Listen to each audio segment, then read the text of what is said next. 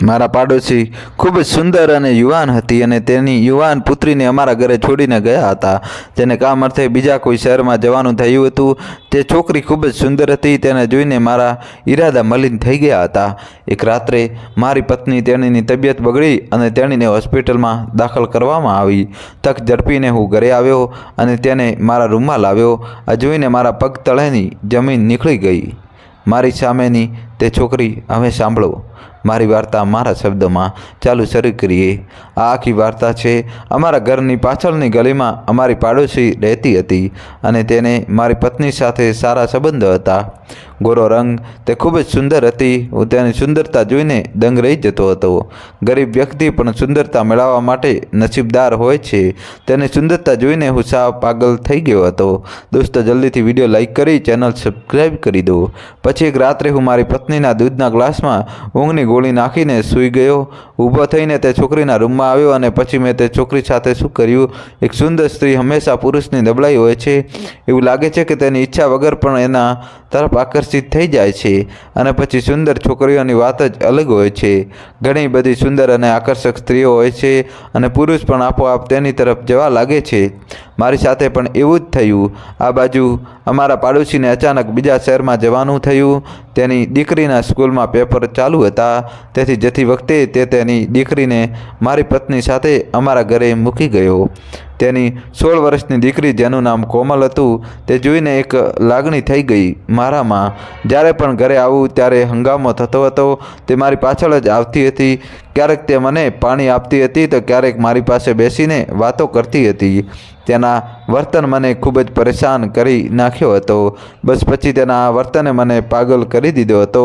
તેણીના બનાવેલ સમાન મારે તેને કેવી રીતે મેળવવું તેના વિશે વિચારવાનું શરૂ કર્યું. તેણીએ અહીં આવ્યાને માત્ર એક જ દિવસ થયો હતો અને તે અમારા બધા સાથે ખૂબ જ સારી રીતે બંધાઈ ગઈ હતી. તે મને કાકા કાકા કહીને ક્યારેય કંટાળી ન હતી. જાણે તે જાણતી ન હોય અમારા ઘર વિશે. તમે કેટલા સમયથી ત્યાં રહો છો? હું પણ તેને ખૂબ પ્રેમ કરું છું. મેં તેને પ્રેમથી મારા ઘરમાં રાખી હતી. તેની સુંદરતાએ મને પાગલ કરી દીધો હતો. આટલી સુંદર છોકરી મેં ક્યારેય જોઈ ન હતી. તે સુંદર હોવા ઉપરાંત ખૂબ જ બુદ્ધિશાળી છોકરી પણ હતી. દોસ્તો, જલ્દીથી વિડીયો લાઈક કરી દો. તેણે તરત જ મારા આખા ઘરની જવાબદારી સંભાળી લીધી હતી. જેમ તે આવી, આખા ઘરમાં માત્ર મારી નજર એના પર જ રહેતી હતી અને મારી પત્ની સિવાય બીજું કોઈ ન હતું. તે જ્યારે આવી ત્યારે મારી પત્ની ખૂબ જ ખુશ હતી, કારણ કે તેને પણ કોઈનો સાથ મળ્યો અને સાથે મળીને ઘરનું કામ પણ સરળતાથી કરી શકાતું હતું અને મારું સંપૂર્ણ ધ્યાન કોમલની સુંદરતા પર હતું.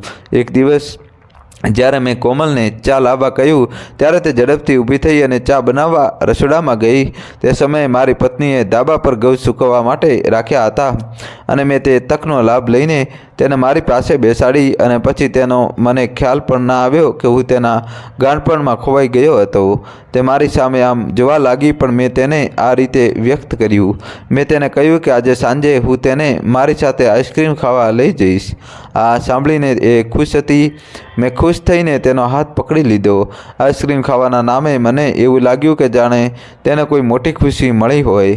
મને ખબર હતી કે અમારી પાડોશી તુલસી ખૂબ જ ગરીબ અને વિધવા સ્ત્રી છે. આ લોકો નાની નાની બાબતો માટે ખૂબ જ ઝંકે છે જીવનમાં. થોડી વાર પછી તે ઊભી થઈ અને નીકળી ગઈ અને મેં ઊંડો શ્વાસ લીધો. મેં ભવિષ્ય માટે મારો આઈડિયા તૈયાર કર્યો હતો. સોફ્ટ ગ્રીન સૂટ પહેરીને તે મારી પત્નીને મદદ કરી રહી હતી અને તેમાં તે વધુ સુંદર દેખાઈ રહી હતી. તે મારી પત્ની કરતાં પણ વધુ સુંદર લાગી રહી હતી અને હું છુપી રીતે તેની સામે જોઈ રહ્યો હતો. તે પણ ક્યારેક મારી સામે જોઈને હસતી હતી. મારી પત્ની રસોઈમાં વ્યસ્ત હતી અને હું કોમલને જોઈ રહ્યો હતો. એક દિવસ નજરે પડ્યો. અચાનક મારી પત્નીની તબિયત બગડી અને હું તેને હોસ્પિટલ લઈ ગયો. પણ ત્યાં ગયા પછી મને ખબર પડી કે તે આવી કોઈ બીમારીથી પીડાઈ રહી છે, તેથી તેની જલ્દી દાખલ કરવી પડી. હું પણ મનમાં ખુશ હતો, કારણ કે મને થોડો વધુ સમય મળ્યો કોમલ સાથે રહેવાનો, પણ ડૉક્ટરે મને દવાખાનેથી ઘરે આવવા ન દીધો અને મારી બધી ઈચ્છાઓ બરબાદ થઈ ગઈ. બીજા દિવસે સવારે જ્યારે હું નાસ્તો કરવા ઘરે પહોંચ્યો ત્યારે તેણે ખૂબ જ હળવાશથી મારું સ્વાગત કર્યું. તે ઝડપથી નાસ્તો તૈયાર કરવા રસોડામાં ગઈ.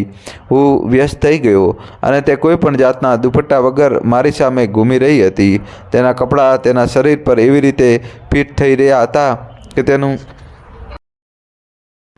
શરીર પરીર જેવું દેખાઈ રહ્યું હતું. તે વારંવાર મારી નજીક આવી અને મને કહ્યું કે તે મારા હોશ ગુમાવી દીધા છે. જાણે હું તેના આલિંગનમાં છું. અચાનક તેણીએ મને નમ્રતાથી પૂછવાનું શરૂ કર્યું કે શું હું આંટીનું કબાટ ખોલીને જોઈ શકું છું. મેં કોમલને કહ્યું કે આમાં પૂછવાનું શું છે, તો પછી મને કબાટની ચાવી આપો. મેં ઝડપથી ખિસ્સામાંથી ચાવી કાઢીને તેને આપી અને તેણે કબાટ ખોલ્યું અને જોવા લાગી. તેણીની કાકીની દરેક વસ્તુ પર નજર પછી તેણીની બધા તેને સૂટ કાઢ્યો અને મને બતાવ્યો અને પૂછવા લાગી કે તમને તેમાંથી કયો સૌથી વધુ ગમ્યો. મેં વાદળી સૂટ પર હાથ મૂક્યો અને કહ્યું કે તે તારી કાકીને ખૂબ જ સૂટ કરે છે. આ સાંભળતા જ તેણે ઉપાડ્યો સૂટ અને રૂમ છોડી દીધી અને જ્યારે તે પાછી આવી ત્યારે હું તો તેને જોતો જ રહ્યો. તે સૂટમાં તે તેની કાકી કરતાં વધુ સુંદર અને સુશીલ દેખાતી હતી. અચાનક તે મારી સામે આવી અને હસવા લાગી અને પૂછવા લાગી આ સૂટ તેને સારો લાગે છે કે મને? દોસ્તો, ઝડપીથી વિડીયો લાઇક કરી ચેનલ સબસ્ક્રાઈબ કરી દો. હું તેની કલ્પના પણ કરી શકતો નથી શું 16 વર્ષની ઉંમરે કોઈ છોકરી આટલી સુંદર હોઈ શકે. હું તેના તરફ આગળ વધી રહ્યો હતો ત્યાં મારો ફોન રણકવા લાગ્યો અને મેં ફોન ઉપાડ્યો તો ડૉક્ટરે મને ઝડપથી હોસ્પિટલ આવવા કહ્યું. હું હોસ્પિટલ પહોંચી ગયો. ત્યાં પહોંચ્યા પછી મને ખબર પડી કે મારી પત્નીની તબિયત પહેલાં કરતાં વધુ ખરાબ થઈ ગઈ છે. સાંભળીને મારી હાલત વધુ ખરાબ થઈ ગઈ અને ડૉક્ટર તેના ઈલાજ માટે પૂરો પ્રયાસ કરી રહ્યા હતા. સાંજ સુધીમાં તેની તબિયત પહેલાં કરતાં સારી થઈ ગઈ હતી. તેને રજા આપી અને હું મારી પત્નીને ઘરે લાવ્યો. મારી પત્નીને જોઈને કોમલનું મોઢું પડી ગયું. તેણે તેની કાકી સામે વિચિત્ર રીતે જોયું અને પછી તેના રૂમમાં ગઈ. હું મારી પત્નીને રૂમમાં લાવ્યો અને તેને સુવડાવી. હું થોડી ચિંતામાં પડી ગયો. મેં કમલને તેની કાકી પાસે જતી જોઈ. મને ખબર હતી કે તે કાકીને આવી વાત નહીં કહે. હું ખૂબ ખુશ હતો. કોમલ સાથે વિતાવેલી થોડી ક્ષણો મને ઘણી ખુશી આપી રહી હતી, પણ તે પછી મારી સાથે જે થયું, મારા પગ નીચેની જમીન નીકળી ગઈ હતી. હું અને મારી પત્ની ઘરમાં ઘણા સમયથી રહેતા હતા અને અમારી પાડોશી તુલસી પણ અમને ઘણા વર્ષોથી ઓળખતી હતી. તે એક ગરીબ અને વિધવા સ્ત્રી હતી. મારી પત્ની ઘણીવાર તેને મદદ કરતી હતી. હંમેશા મારી પત્ની પાસેથી પૈસા લેતા હતા, પણ હું પૂછતો કે હું ક્યાં સુધી તેમને મદદ કરીશ, કારણ કે તેમની સમસ્યાઓનો ક્યારેય અંત આવવાનો નહોતો. મારી પત્ની મને કહેતી કે તમારી પાસે બધું જ છે, જો તમે તેમને થોડી મદદ કરશો તો તમારું શું થશે? હું એક મનમોજી સ્વભાવનો માણસ છું. એક વિધવા સ્ત્રીની જેમ અનાથ છોકરી પ્રત્યે કોઈ સહાનુભૂતિ ન હતી. ત્યારે અમારી પાડોશી તુલસી તેની 16 વર્ષની પુત્રી કોમલ સાથે ખૂબ જ મજબૂરીમાં અમારા ઘરે આવી હતી. તેની તબિયત ખૂબ જ ખરાબ હતી અને તેને પૈસાની જરૂર હતી જેથી તે મેળવી શકે. પણ મેં મારી પત્નીને એમ કહીને ઠપકો આપ્યો કે તમે પહેલાં ગરીબોને લાડ લડાવ્યા છે. જ્યારે પણ એમને મન થાય ત્યારે અમારા ઘરે પૈસા માંગવા આવે છે. અમે કોઈ લંગર ખાવાનું ખોલ્યું નહોતું. થોડા પૈસા જે મારી પત્નીએ તુલસીને આપ્યા હતા, મારી પાસે જે પણ ઓછા પૈસા હતા તે મેં તુલસીને આપ્યા અને મારાથી બને તેટલી મદદ કરી. તે દિવસ પછી તુલસી ક્યારેય અમારા ઘરે પૈસા માગવા ના આવી અને મને ઘણી રાહત થઈ. પણ મને બહુ ઓછી ખબર હતી કે એક દિવસ હું આ બાબતે મને શું સજા મળશે. મારા પોતાના હાથે પોતાની કબર ખોદી લીધી હતી. તેથી કોમલ તે સમયે એક 16 વર્ષની છોકરી હતી. તેણે મારું બધું ધ્યાન રાખ્યું, વસ્તુઓ સંભાળી અને તેથી તે દિવસ પછી તેને ક્યારેય તેની માતાને અમારા ઘરે પૈસા માગવા આવવા ન દીધી. બહુ નાની ઉંમરે તેને આવવા ન દીધી અને સાચું એમને શું સજા મળશે તે ઘણીવાર હોશિયાર બની ગઈ હતી, કારણ કે તેના માથા પર તેના પિતાનો પડછાયો ન હતો. જ્યારે મેં મારી પત્નીને કોમલની માતા વિશે કડવી વાત કરી ત્યારે કોમલે પોતે જ બધું સાંભળ્યું અને મારો એક શબ્દ તેના મનમાં હતો. મારાથી સંતુષ્ટ તે મને એટલી નફરત કરતી હતી કે તે કોઈપણ ભોગે મને તેના બદલાનું લક્ષ્ય બનાવવા માંગતી હતી. જ્યારે કોમલની માતાને તેના એક સંબંધીના મૃત્યુને કારણે બીજા શહેરમાં જવું પડ્યું ત્યારે તેને કોમલને અમારી સાથે છોડી દેવાની ફરજ પડી. તેણીનો ચહેરો જોતાની સાથે જ કોમલને 2 વર્ષ જૂની ઘટના યાદ આવી ગઈ અને જ્યારે મેં તેને બોલાવી અને તેને મારી પાસે બેસાડી ત્યારે તેણી સમજી ગઈ કે મારો ઈરાદો અને દ્રષ્ટિ બંને યોગ્ય નથી. દોસ્તો, જલ્દીથી વિડીયો લાઈક કરી દો. પણ મને રોકવાને બદલે કોમલ મને પોતાની તરફ ખેંચી રહી હતી. પોતે તે મારા ગંદા ઈરાદાઓ વિશે સારી રીતે જાણતી હતી અને તેનો લાભ લઈને તેણે પોતાની જાતને મારી સમક્ષ રજૂ કરી. રાત પડતાં જ હું મારી પત્નીના દૂધના ગ્લાસમાં દવા ઉમેરી સૂઈ ગયો. મેં દવા ઉમેરી કારણ કે મેં પૂરી કરી દીધી હતી. કોમલ સાથે રાત વિતાવવાનું નક્કી કર્યું હતું. થોડા સમય પછી મારી પત્ની ગાઢ નિંદ્રામાં સરી પડી અને હું કોમલના રૂમમાં ગયો. મને જોઈને તેના ચહેરા પર સ્મિત ફેલાઈ ગયું અને હું તેની નજીક ગયો તેમ તે 2 ડગલા પાછળ હટી ગઈ. મેં બધી હાથ વટાવી દીધી છે અને આગળ વધવા લાગ્યો અને તેણીએ પોતાને બચાવવા માટે ભીખ માંગવા માટે તેના હાથ અને પગ ખસેડવાનું શરૂ કર્યું અને તે મારી પાસેથી પોતાને મુક્ત કરવાનો પ્રયાસ કરી રહી હતી. પરંતુ હું તેણીના રૂમમાંથી બહાર જવા લાગ્યો ત્યારે હું તેને મેળવવામાં સફળ રહ્યો. તેથી કોમલ તેને બાજુના ટેબલ પર ઊભેલો મોબાઈલ ફોન ઉપાડ્યો અને મારી તરફ લંબાવ્યો અને આ જોઈને મને હાશકારો થયો. મારો આખો વિડીયો તે મોબાઈલમાં કેપ્ચર થઈ ગયો હતો, જેમાં એવું લાગતું હતું કે કોમલ મને જે રીતે ધક્કો માર્યો તે રીતે મેં મારી જાતને તેના પર દબાણ કર્યું. એવું લાગી રહ્યું હતું કે જાણે તે મારાથી પોતાનો છોડાવવાનો અસફળ પ્રયાસ કરી રહી હતી. મેં આશ્ચર્યથી કોમલ સામે જોયું અને પછી તેણે હસીને કહ્યું કે આ વિડીયો આ મોબાઈલમાં નથી પણ તેની માતાના મોબાઈલમાં પહોંચ્યો છે. દોસ્તો, જલ્દીથી વિડીયો લાઈક કરી ચેનલ સબસ્ક્રાઈબ કરી દો. અને હવે હું મારી પત્ની જો મારી સામે મારી ઇજ્જત જાળવવી હોય તો હું જાતે જ એમને મદદ કરીશ. કોમલ ખૂબ જ નફરત સાથે કહી રહી હતી કે આપણે એક અનાથ બાળકીને મદદ કરવામાં આપણું જીવન બરબાદ કરી રહ્યા છીએ અને તું એક અનાથ છોકરીને પકડવા ઈચ્છે છે. કોમલના શબ્દો આ સાંભળીને आई તે એક વિચાર સાથે આ ઘરમાં આવી હતી. તે સાંભળીને મને આઘાત લાગ્યો. આ સાંભળીને મને આશ્ચર્ય થયું. કોમલ કહેતી હતી કે કોઈ પણ સ્ત્રી સ્વેચ્છાએ તેના શરીરનો વેપાર કરતી નથી, પણ તેના સંજોગો તેને આવું કરવા મજબૂર કરે છે.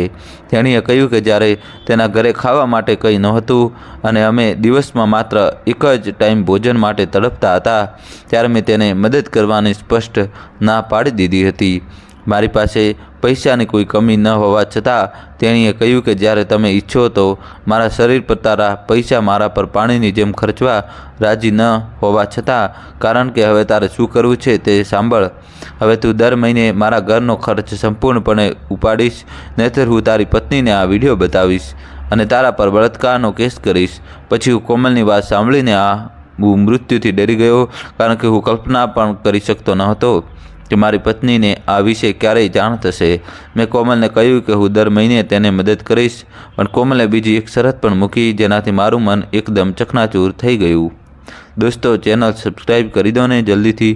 તે કહેતી હતી કે મારો બીજો ફ્લેટ તેના નામે ટ્રાન્સફર કરાવવો પડશે. મારા પગ નીચેની જમીન નીકળી ગઈ અને હું લથબથ પગલાં સાથે મારા રૂમમાં ગયો. બીજે દિવસે સવારે કોમલની માતા આવી અને તેને તેના ઘરે લઈ ગઈ. સાથે જતી વખતે તેણીએ મને ધમકી આપી કે હવેથી તેનો તમામ ખર્ચ મારે ભોગવવો પડશે અને જો હું એક સપ્તાહમાં તેના નામે ફ્લેટ ટ્રાન્સફર નહીં કરું તો તે મારા દ્વારા કરાયેલા દુષ્કર્મનો પર્દાફાશ કરશે. હું તો કોમલનું પાલન કરવા માટે સંપૂર્ણપણે ફરજ પડી. થોડા દિવસોમાં મેં તેને ફ્લેટ ટ્રાન્સફર કરી દીધો. જે છોકરીને હું ખૂબ જ સાદી અને નિર્દોષ છોકરી અને એક અનાથ છોકરી માનતો હતો, અને આ બધું જોતાં તેને મારી લાગણીઓની હદ વટાવી દીધી હતી. તે ખૂબ જ હોશિયાર હતી. જો ભારતમાં હાજર અમારા જેવા લોકો કોમલ જેવી અનાથ અને ગરીબ છોકરીઓને ટેકો અને મદદ ન કરે તો તેઓ આપોઆપ આવી બની જાય છે. અને એટલું જ નહીં, પરંતુ અમારા જેવા પુરુષો માટે તેમને તરકીબ બનાવે છે. કોમલ પણ તરકીબ બનાવે છે. તેણીએ આ કર્યું હતું અને તે નિર્દોષ છોકરીઓનો કોઈ દોષ ન હતો. તેણીને તેની સમસ્યાઓથી તે સ્થાને પહોંચવા માટે મજબૂર કરવામાં આવી હતી કે તેણીએ પોતાનો ઉપયોગ કરવાનું પણ ટાળ્યું ન હતું.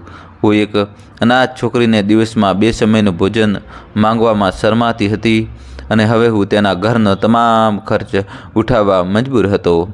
કોમલ જેવી લાચાર વ્યક્તિએ એક સમયનું ભોજન પણ કમાવવા માટે કેવી રીતે પોતાનો ઉપયોગ કરવો પડે છે તે જોઈને મેં કોમલ સાથે જે કર્યું તે મોટો ગુનો હતો. મને આખી જિંદગી આનો અફસોસ કરવો પડ્યો। દોસ્તો જલ્દીથી વિડીયો લાઇક કરી ચેનલ સબસ્ક્રાઈબ કરી દો ને। મેં ઘણીવાર અચકાઈને ભગવાન પાસે મારા પાપોની માફી માંગી હતી। એ દિવસ પછી હું જ્યારે પણ કોમલને જોતો ત્યારે હું મારી આંખો નીચી કરી લેતો હતો, કારણ કે હું જાણતો હતો કે તે મારા લાયક નથી। હું મારી વાસનાનો શિકાર બન્યો। તમે લોકો પણ તમારી આસપાસના અનાથ બાળકોની સંભાળ રાખો અને તેમની સાથે સહાનુભૂતિ દાખવવાનો પ્રયાસ શરૂ કરો। મિત્રો, આજની વાર્તા કેવી લાગી? વિડીયો ગમે તો લાઇક અને શેર કરજો। કૃપા કરીને અમારી ચેનલને સબસ્ક્રાઈબ કરો જેથી આવનારા દરેક વિડીયોની સૂચના મળતી રહે। લાઇક કરો, સબસ્ક્રાઈબ કરો। જોવા બદલ આભાર। અને દોસ્તો, કોમેન્ટ્સમાં તમારે જય શ્રી કૃષ્ણ તો લખવું જ પડશે। વિડીયો લાઇક કરી દો, ચેનલ સબસ્ક્રાઈબ કરી દો। ખૂબ ખૂબ ધન્યવાદ તમારો। થેન્ક યુ, દિલથી આભાર। Thank you so much.